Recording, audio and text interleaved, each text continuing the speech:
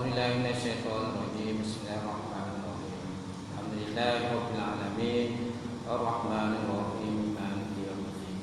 إياك نعبد وإياك نستعين اهدنا الصراط المستقيم صراط الذين أنعمت عليهم غير المغضوب عليهم ولا الضالين آمين. Assalamualaikum warahmatullahi wabarakatuh. Alhamdulillah, summa alhamdulillah, nahmaduhu wa nasta'inu wa nasta'in wa na'udzu billahi min syururi anfusina wa min sayyiati a'malina.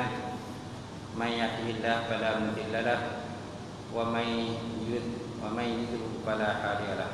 Asyhadu an la ilaha illallah wahdahu la syarika lahu wa asyhadu anna Muhammadan abduhu wa rasuluh. Allahumma salli wa sallim ala Sayyidina Muhammadin wa ala alihi wa sahbihi ajma'in. Amma ba'd. Qala Allah subhanahu wa ta'ala fi kitabil azim wa a'udzu billahi minasyaitonir rajim. Qul innal mauta allazi tafirruna minhu fa innahu mulaqikum thumma turadduna ila 'alimil ghaibi wasyahadah fa yunabbi'ukum bima kuntum ta'malun. Sadaqallahul azim. Maksudnya, kata Nabi Muhammad, sesungguhnya mati yang kamu cuba melarikan diri daripadanya, sesungguhnya dia akan mendapatkan kamu,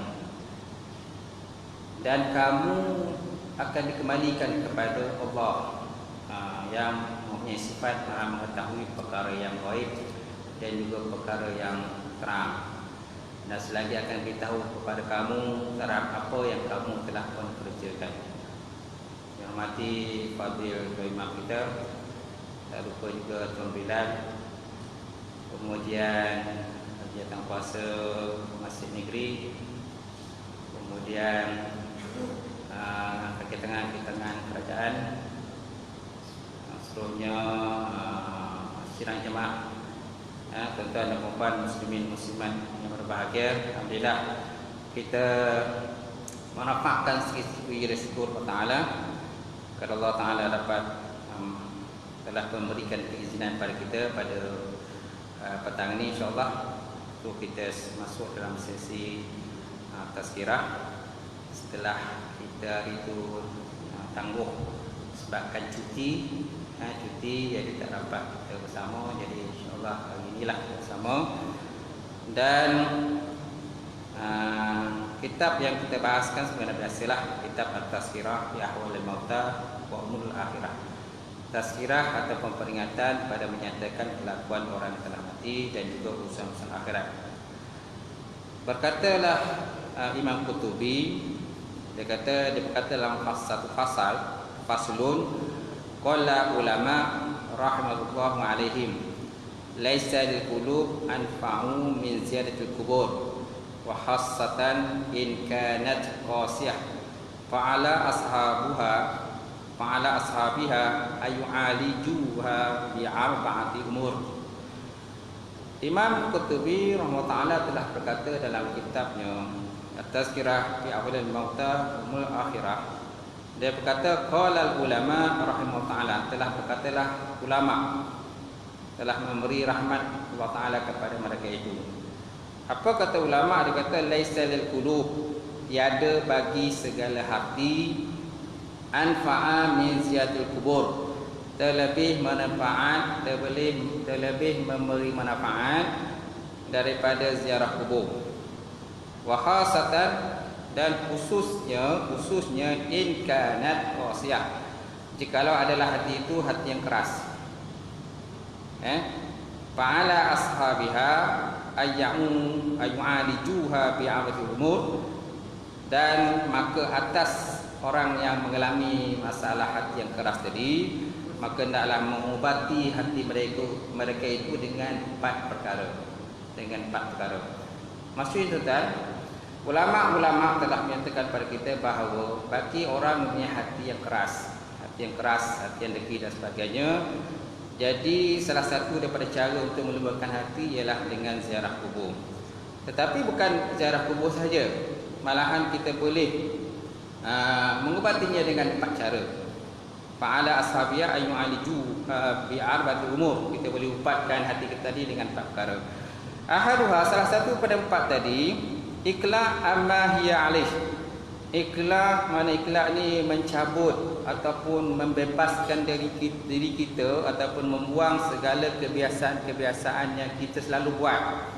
Contohnya, kalau kita ni suka kadang-kadang buat benda-benda lara, benda-benda yang tidak berfaedah, ataupun membuang-buang masa tentang berfaedah dan sebagainya.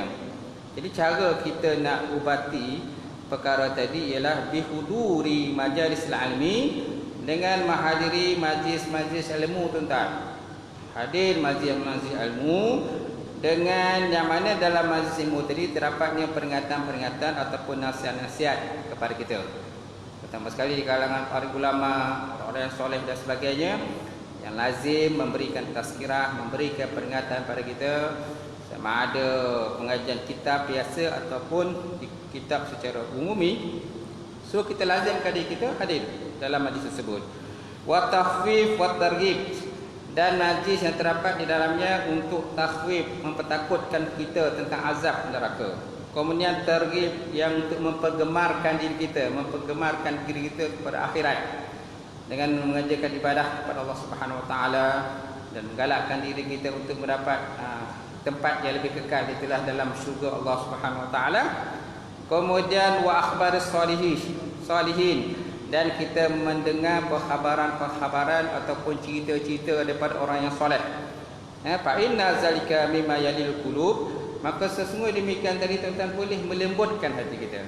Boleh melembutkan hati kita, boleh menenangkan hati kita, yang keras, yang degil dan sebagainya. Kemudian di samping itu menyembuhkan, bukan saja melembutkan hati kita, boleh menyembuhkan pula penyakit-penyakit mazmumah, sifat-sifat dengki, hasad dengki dan sebagainya, riya, ujub, takabur dan sebagainya yang selalu bersarang dalam diri kita ni, tuan-tuan. So dengan kita hadir majlis ilmu tadi, insya-Allah akan menambutkan kita. So maknanya pertama, kita meninggalkan segala kebiasaan benda-benda lara, benda-benda buang masa, kan? Kita tinggalkan benda tu, kita hadir majlis ilmu. Bila ada dengar pengajar ilmu atau ustaz-ustazah yang mengajar kita, datang ke tempat kita, so apalagi kita hadirlah. Kalau tak ada masa nak hadir, okey, zaman sekarang ni kita ada di YouTube, kita ada FB dan sebagainya, boleh tengok kata orang alim ulama dan sebagainya berceramah, berkuliah dan sebagainya. So kita dapat faedah itu, insya-Allah. Yang kedua, kata ulama, dia kata untuk melembutkan hati kita, zikrul maut. Zikrul maut ataupun menyebut mati ataupun mengingati mati.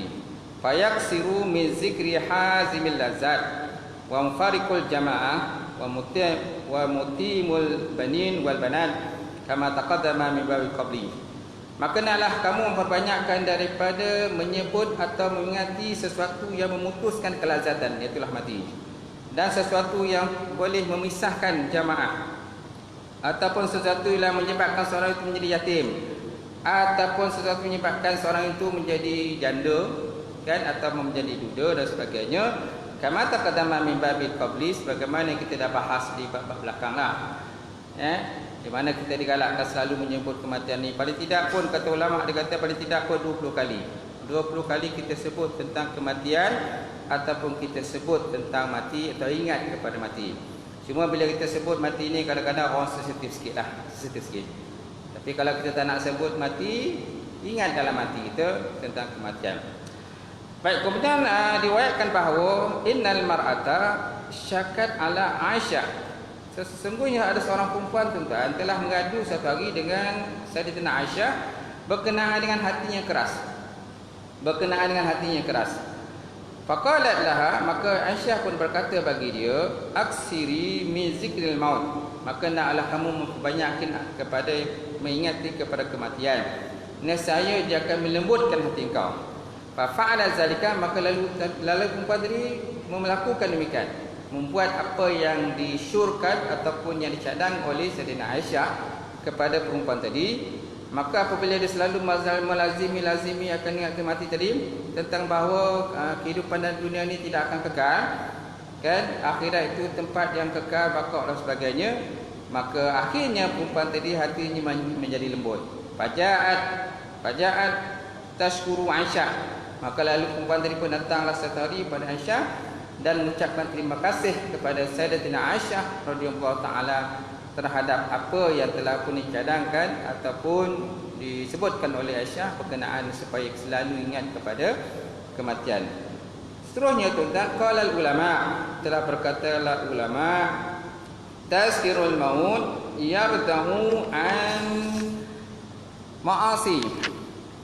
Berkatalah ulama rahmatullah juga, mengingati mati tadi akan menegah seseorang daripada melakukan maksiat. Kemudian wayalinu qalbul qasi, sebenarnya melembutkan hati yang keras. Kemudian menghilangkan segala kesukaan, kegembiraan terhadap dunia. Kemudian di samping itu meringankan penderitaan pada dia apabila terjadi sesuatu musibah pada dirinya, kata ulama. Apabila kita lazim mengingati mati tuan, maka dia akan melembutkan hati kita, kemudian menghilangkan segala benda-benda yang kadang-kadang kita terlampau excited lah, kadang-kadang kita terlampau suka sangat. Bila tengok cerita-cerita kelakar tuan-tuan, kadang-kadang kita ketawa, wah ramai lagi kan, berdekah-dekah kita ketawa. Apabila kawan kita mengusik kita buat sesuatu jenaka dan sebagainya, maka kita akan ketawa dengan kadang-kadang melebihi daripada had, sampai 20 harkat kita ketawa tuan-tuan. Jadi dengan selalu ingat mati tadi tuan-tuan akan melembutkan hati kita, akan menghilangkan segala kesukaan kita terlampau sangat terhadap dunia tadi. Kemudian kalau seandainya terjadi sesuatu musibah dan perkara-perkara yang menduka citakan kita, insya-Allah dia akan melembutkan hati kita, meringankan hati kita terhadap suatu perkara yang berlaku tadi. Kemudian yang ketiga tuan-tuan, kita sambung pada yang tadi di mana tuan-tuan disebut oleh ulama, dikata 4 perkara melembutkan hati. Yang pertama, ikhla amma hiya alish, meninggalkan segala perkara-perkara kebiasaan kita. Yang kedua, kita ingat mati ataupun sebut mati.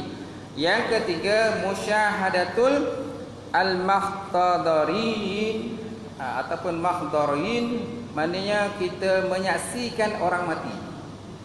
Menyaksikan orang mati ataupun melihat seseorang dalam keadaan sakratul maut. Fa inna fi nazri 'alal mayit wa musyahadah sakarat wa naz'at kan wa ta'ammalu suratahu ba'da mamatihi ma yaqta'u min nufus li zatiha. Maka sesungguhnya pada menilik kepada kematian, kita menilik pada orang yang mati ataupun orang yang nak mati, maka kita situ kita dapat mengambil iktibar bagaimana keadaannya, nyawanya ketika dicabut oleh malaikat maut. Macam mana keadaan tubuh badannya menggementar, menggigil-gigil dan sebagainya. Kemudian dadanya membuak-buak, naik ke atas dan sebagainya. Begitulah keadaan apabila kita nampak seorang itu dalam keadaan sakratul maut. Sakratul maut. Jadi apabila kita melihat seorang itu dalam keadaan sakratul maut, sudah tentu kita akan merasa insaf. Kita akan merasa insaf bahawa suatu hari nanti tuan-tuan, kita juga akan mengalami masa keadaan yang sama juga. Kita juga akan mengalami keadaan yang sama yang dihadapi oleh orang tadi yang dalam keadaan sakarat tadi, dalam keadaan nazak, nak meninggal dunia dibanding nyawanya ataupun rohnya nak dikeluarkan daripada badan. Bayanglah tuan, roh kita tuan-tuan semenjak daripada kita masih kecil ataupun semenjak kita di alam janin lagi tuan-tuan, kita telah pun ditiupkan roh oleh malaikat ke dalam tubuh badan kita. Dan roh itu bersebati dalam hidup kita. Berapa puluh tahun kita bersama dengan roh kita. Bayangkanlah tuan-tuan, suatu hari kan kita terpaksa berpisah dengan roh. Roh kita akan keluar meninggalkan kita, keluar daripada tubuh badan kita. Bayangkanlah bagaimana keadaan sakitnya kan apabila benda itu dah bersebati. Bayangkanlah tuan-tuan, satu benda dah bersebati dalam batang tubuh, tiba-tiba keluar. Sakit tak rasa dia? Sakitlah. Kan? Walaupun sakit zahiriah kita nampak macam tak ada sakit. Okey je nampak dia meninggal, tak apa je. Di alam roh kita tak tahu. Kan? Alam roh kita tak tahu. Kita hanya nampak benda yang zahir saja. Kalau ikut pada para ulama dan juga hadis Nabi, kata dia punya kesakitan itu seperti seorang itu dilibas dengan 1000 kali libas pedang. 1000 kali libas pedang. Jadi bayangkanlah sakitnya. Cuma bagi orang yang Yang zahir, dari segi zahirnya kita memang tak nampak apa-apalah. Baik, kemudian tuan-tuan, diriwayatkan sesungguhnya Hasan Basri dakhala 'alal marid ya'udu fawajadahu fi sakaratil maut. Satu hari tuan-tuan, Hasan Basri dia masuk ke atas seorang yang sakit. Maknanya dia ziarahlah seorang yang sakit. Kemudian dia dapati lelaki tadi dalam keadaan sakaratul maut. Tiba-tiba lelaki dalam keadaan nazak dia punya roh tu nak keluar daripada tubuh badannya. Fa nazara ila karbihi, maka dia melihatlah kepada keadaan lelaki itu dalam keadaan begitu susah wa syiddah, bersangatan keadaan susah kehidupannya, ialah nyawa nak dicabut daripada tubuh badannya. Warja ila alhi, maka selepas daripada kajian tadi, selepas dia melihat benda yang berlaku kepada lelaki yang sakit yang nyawanya nak dicabut kan oleh malaikat tadi, lepas tu farja ila alihi, kemudian dia kembali ke rumahnya, kembali ke rumahnya bi ghairi launil ladzi kharaja min indihim, dengan rupa muka yang tak sama dengan sebelumnya. Sebelum dia jumpa dengan orang yang sakarat tadi, dia keadaan muka dia cantik lah, Hasan Basri bagus kan, putih, muka dia cantik, lawa. Tapi bila dah tengok orang sakarat tadi, keadaan nazak meninggal tadi, maka bila dia balik semula ke rumah dia dalam keadaan muka dah merah dah. Muka dah merah. Maka bila sampai ke rumah, faqalu lahu, maka ahli keluarga dia berkata kepadanya, at-ta'am, dia kata, yarhamuka, yarhamukallah, makanan dah disediakan. Wahai Hasan Basri, dia kata, wahai Syekh, dia kata, makanan dah sedia dah. Dia bila kita makan. Apa berkata Hasan Basri? Dia kata, ya ahlahu alaikum bi ta'amikum wa syarabikum, wallahu laqad ra'aitu masra'an la azalu a'malu lahu hatta alqahu. Dia kata, wahai ahli keluargaku, kan, atas kamu tu makanan kamu dan juga minuman kamu, demi Allah, sesungguhnya tadi dia kata aku telah melihat seseorang yang nazak dalam keadaan yang meninggal dunia. Jadi bila aku lihat kejadian tadi, senantiasalah benda itu tuan-tuan bermain dalam pemikiran dia, sehingga kan dia tak berselera nak makan. Contohlah, tak selera nak makan tuan-tuan. Bila lihat pada kejadian tadilah. Begitu juga tuan-tuan kalau kita melihatlah orang kemalangan kan, kemalangan jalan raya dalam keadaan terajis. Teruklah kemalangan tadi dengan daging yang kata bersepai, berselerak dan sebagainya kan. Kita tengoklah macam mana orang Kemalangan Jaya teruk kan, separuh daripada dia kan. Jadi bila kita balik ke rumah tuan-tuan, kadang-kadang kita pun tak selera nak makan. Tak selera pun tak makan tuan-tuan. Itu kalau orang mati. Apalagi kalau orang telah nazak kan, nyawa nak dicabutkan daripada batang tubuh dia. Kebasakan kita ni dia hanya memberi kesan pada diri kita lah. Sebanyak memberi kesan pada kita bahawa kita pun tak pasti lagi sama ada mungkin kita pun akan menempuh benda yang sama terhadap benda yang apa yang berlaku tadi, ataupun mungkin sebaliknya. Kerana itu kata bahagian masing-masing lah. Ada orang mati dalam keadaan tenang je di atas kaki, ada orang mati dalam keadaan tenggelam, ada orang mati dalam keadaan terbakar, ada orang mati dalam keadaan kemalangan jalan raya dan sebagainya. Itu bahagian masing-masing lah. Tetapi bagi kita, apabila kita melihat kejadian tadi, naklah kita mengambil pengajaran terhadap perkara-perkara tersebut. Baik, kemudian fahazi salah satu umur yang bagi liman qasa qalbahu walizimahu zambahu. Maka ini perkara yang tiga tadi, tiga perkara yang boleh melembutkan hati kita. Yang pertama, meninggalkan kebiasaan tadi. Yang kedua, iaitulah kita mengingati mati. Yang ketiga, hadir kepada orang yang dalam keadaan nazak tadi. Jadi semua tadi tuan-tuan, dia melembutkan hati. Kemudian di samping itu dapat insya-Allah ayasta'ina biha ala dawai adda, bahawa dia boleh membantu kita daripada menyembuhkan segala penyakit-penyakit yang terhadap pada diri kita. Tetapi tuan-tuan, tak ada juga masanya kadang-kadang tiga perkara ni pun kadang-kadang tak cukup. Tiga perkara ni kadang-kadang tak cukup tuan-tuan untuk kita melembutkan hati kita. Apalagi kalau perkara ketiga tadi, melihat orang yang nazak. Untuk melihat orang yang nazak tuan-tuan, satu benda yang kadang-kadang susah untuk kita nak jumpa lah. susah nak jumpa. Kecuali kalau seandainya kita bernasib baik, kita nasib baik dapatlah tengok orang keadaan nazak kan.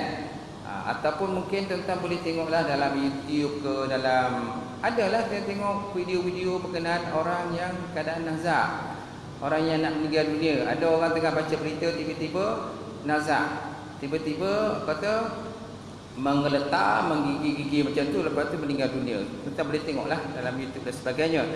Kat situ kita dapat boleh mengambil penyaran. Tetapi kalau secara realitinya kan, yang bukan jenis rakam ini kan, kebiasaannya kadang kita susah nak jumpa orang dalam keadaan nazak. Susah nak jumpa. Kecuali kalau seandainya kita ada rezeki dapat melihat keadaan tadi, alhamdulillah lah, kita dapatlah tengok tadi. Jadi kata musannaf, dia kata kalau seandainya dengan 3 perkara tadi tak selesai juga, tak dapat melembutkan hati kita, fazalika qala Nabi sallallahu alaihi wasallam zaru al-qubur fa innaha tazkiratul maut wal akhirah wa tazhadu fid dunya. Kalau seandainya 3 perkara tadi tak boleh nak melembutkan hati kita, maka musannaf kata, ataupun Nabi juga ada sebut, dia kata ziarah oleh kamu akan kubur. Ziarah oleh kamu yang kubur, mana yang keempat?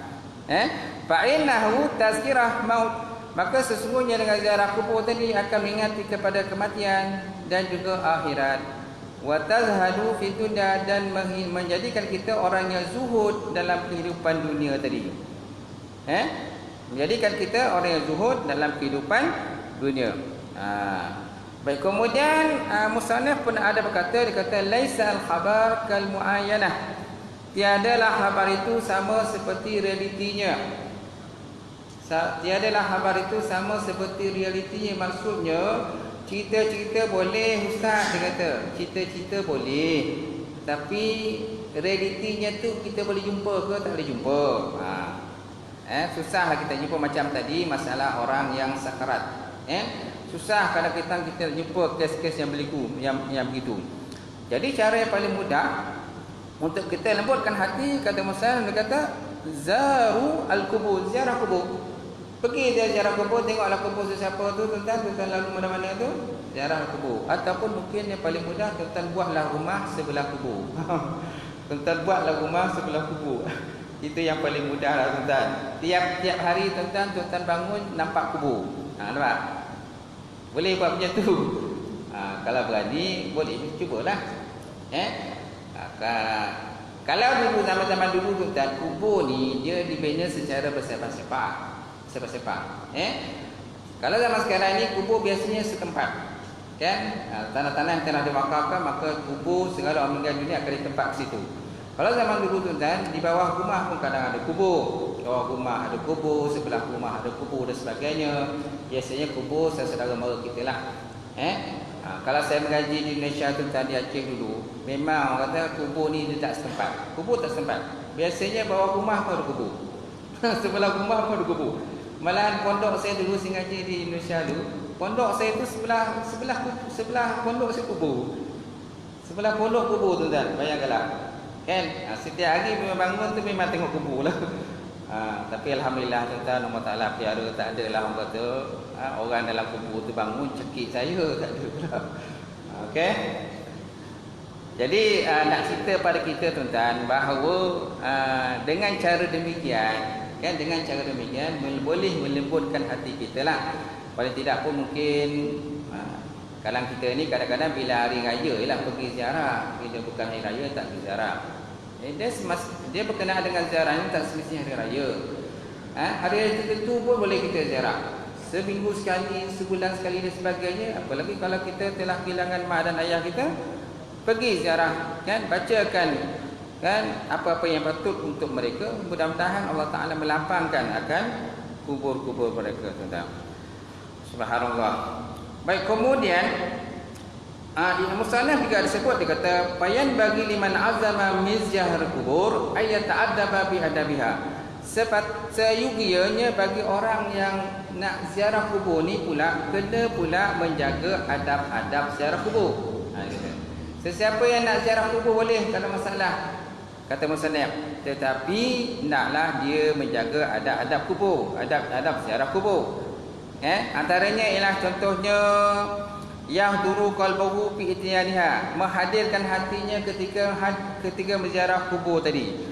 Kemudian wala yakunu hazzahu minha at-tawaf ala ajdasi faqat.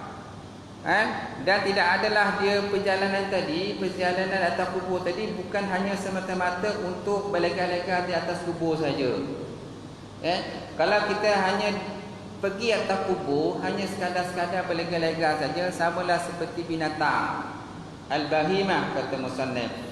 Sama macam binatang seperti lembu. Lembu tu kan kadang-kadang dia makan atas kubur. Sebab apa? Ada rumput yang segar, ada rumput yang tebal, ada rumput yang subur atas kubur, maka dia naik atas kubur tu dan dia makan. Tetapi dia tak buat apa-apa, kata musannif. So kita kena ambil pengajaran, bila kita naik atas kubur jangan hanya semata-mata berjalan atas kubur, berlega-lega ataupun tawaf atas kubur. Tetapi tuan-tuan tidak mengambil pengajaran terhadap orang yang telah meninggal dunia, yang ada ataupun jasad telah pun dikuburkan. Kata musannif, fa inna hazihi halatun tusyariku fiha bahahim, dia kata. Maka sesungguhnya demikian tadi, perbuatan hanya ziarah kubur, berlega-lega atas kubur tanpa kita membacakan sesuatu pun pada orang yang telah mati, tusyarikuhu fiha bahahim, seolah kamu ni bersyirikat dengan binatang. Seolah macam ni sama macam perangai binatang, dia kata. Kan binatang duduk berlega macam tu je, tak buat apa-apa pun atas kubur tu. Kata musannif, naklah kita membuat sesuatu kan, bacakan apa-apa yang patut kepada orang yang telah meninggal dunia. Bal yaqsudu bi ziyaratihi wajhullah. Tetapi kata musannif, naklah kita kasat ziarah tadi kerana wajah Allah Subhanahu Wa Taala. Kita kasat kerana niat kerana Allah Taala. Kemudian wa islal fasadi qalbahu, kemudian berniat untuk membetulkan hati kita, niat untuk kita membersihkan hati kita pun jiwa-jiwa kita yang kotor. Au nafa'al mayit bima yatluhu ilahu min al-Quran, ataupun memberi manfaat pada mayat tadi dengan cara kita membacakan Quran, ataupun mana-mana surah yang boleh kita baca untuk kita sedekahkan kepada orang yang telah meninggal dunia tadi. Ala ma ya'tihi bayanuhu insyaallah taala, di atas apa yang selagi akan dibahaskan berkenaan tentang adab-adab ketika ziarah kubur. Kemudian disambung lagi oleh musannif, di antara adabnya ziarah kubur tadi, wa yajtanibu al-mashi 'alal maqabir, dia kata janganlah kita berjalan atas kubur, dia kata. Jangan berjalan atas kubur, jangan melangkah kubur. Kemudian wa julus 'alaiha idza dakhala al-maqabir, janganlah kita jangan duduk atas kubur. Jangan melangkah kubur, kata musannif. Kemudian jangan duduk atas kubur. Kan? Kemudian wa yakhla'una 'alaihi, kemudian naklah dia mencabut sandal dia, kata. Naklah kita mencabut sandal kita apabila kita berjalan di atas kubur ataupun di sekitar kubur. Okey? Kama jaa fi hadis, sebagaimana telah datang dalam beberapa hadis, wa yusallimu idza dakhala al-maqabir wa yukhatibuhum kitabal al-khadarin. Kemudian sebagaimana telah datang dalam beberapa hadis, kemudian sampai itu bagi salam. Sampai itu bagi salam terhadap penghuni kubur. Fayaqulu assalamu alaikum dara qaumul mu'minin. Ini antara ucapan salam yang boleh kita beri pada penghuni kubur. Assalamu alaikum, sejahtera atas kamu, dara qaumul mu'minin, negeri kaum mukminin. Negeri kaum mukminin. Jadi maksud dengan negeri ini tuan-tuan ialah penghuni. Dar ini bermakna penghuni. Asal mana dar ini ialah negeri, tapi ini tak sesuai kita terjemahkan dengan negeri, tetapi kita terjemahkan dengan penghuni yang terdapat di dalam kubur. Okey. Wa idza wasala ila qabri maitahu allazi yu'rifahu sallama alaihi aidan. Apabila telah sampai kepada kubur orang yang telah mati, maka hendaklah kita beri salam, assalamu alayka. Assalamu alayka ya ahli kubur, ataupun assalamu alaikum dar qaumul mukminin. Ini ucapan antara adab kita lah. Adab kita bila ziarah kepada orang ataupun kepada kubur lah bila kita lalu. Okey. Kemudian ada satu riwayat dah hadir daripada Imam Tirmizi, dia kata anna rajulan dakhala ala Nabi sallallahu alaihi wasallam. Sesungguhnya ada seorang laki-laki masuk telah bertemu dengan Nabi sallallahu alaihi wasallam. Apabila dah sampai pada Nabi, maka diucapkan salam pada Nabi. Dia kata assalamu alaikassalam. Dia kata alaikassalam. Laki-laki tadi dia bagi salam pada Nabi. Dia tak bagi salam Nabi dengan menyebut assalamualaikum, assalamualaikum ya Rasulullah. Dia tak sebut macam tu, tapi dia sebut alaikassalam. Dia sebut macam tu pula. Faqala Nabi SAW, maka Nabi SAW pun berkata, la taqul alaikassalam fa inna alaikassalam tahiyatul mayyit. Janganlah kamu berkata alaikassalam, maka sesungguhnya kalau kamu menyebut alaikassalam, ini merupakan sebagai kata penghormatan kepada mayat. Ini merupakan penghormatan kepada mayat. Jadi tak sesuai kalau kita sebut kata bila kita jumpa sahabat kita alaikassalam, tak boleh. Dalam kita sebut assalamualaikum ataupun kita sebut assalamualaika. Kalau perempuan kita sebut assalamualaiki, assalamualaiki. Kalau kita sebut alaikassalam ni tak sesuai kerana ini merupakan lafaz yang kita berikan kepada ataupun kita ucapkan kepada penghuni kubur. Penghuni kubur. Maka Nabi kata fa inna alaikassalam tahiyatul mayyit. Maka sesungguhnya ucapan alaikassalam ini merupakan penghormatan kepada si mayat, tuan. Cukuplah sekadar itu, tuan, perbincangan kita pada hari ini, insya-Allah. Mudah-mudahan apa yang kita bincang dan bahas tadi, insya-Allah sebanyak dapat memberikan pengajaran kepada kita. Sebenarnya ada 4 perkara lah untuk lembutkan hati tadi. Pertama, meninggalkan segala kebiasaan kita yang lawa-lawa yang tak baik ini dengan hadir majlis ilmu. Yang kedua, ingat kepada kematian. Yang ketiga, hadir kepada orang yang dalam keadaan nazak, orang sakaratul maut, hadir pada masa tersebut. Dan yang keempat, ziarah kubur. Ziarah kubur. Okey? Tapi yang paling lebih memberikan kesan ialah dengan ziarah kubur. Itu paling memberi kesan lah. Kalau boleh tuan masuk dalam kubur pun lagi elok. Tuan gali kubur, tuan masuk dalam kubur dalam tu, duduk dalam tu seminggu lah kira-kira, kan? Macam mana keadaannya tu, tuan? Wallahu a'lam bissawab. Sekian saja perjumpaan kita, insya-Allah 2 minggu lagi Ustaz Muzammil, ya. Kalau tak cuti lah, kalau cuti tak rapat lah, kan? Tak cuti kan? Tak cuti, insya-Allah 2 minggu lagi lah. Wallahu a'lam. A'udzubillahi minasyaitonir rajim. Alhamdulillahirabbil alamin. Wassalatu wassalamu ala asyrafil mursalin wa ala alihi washabbihi ajmain. Allahumma zidna ilman nafi'a wa yaqina al-tariqa ma'al taqabbala wa halalan barakatan kasira wa sayyana fataya alayna wa lana qulubana bi nuri ma'rifataka wa ta'ala wa arfin. Allahumma faqina bidin, Allahumma faqina bidin, Allahumma jama'na, Allahumma ja'al hadza jam'al marhuma wa tafarraqna min ba'di tafarraqal ma'suma. Rabbana atina fid dunya hasanah wa fil akhirati hasanah wa qina adzabannar. Walhamdulillahirabbil alamin. Qaballallahu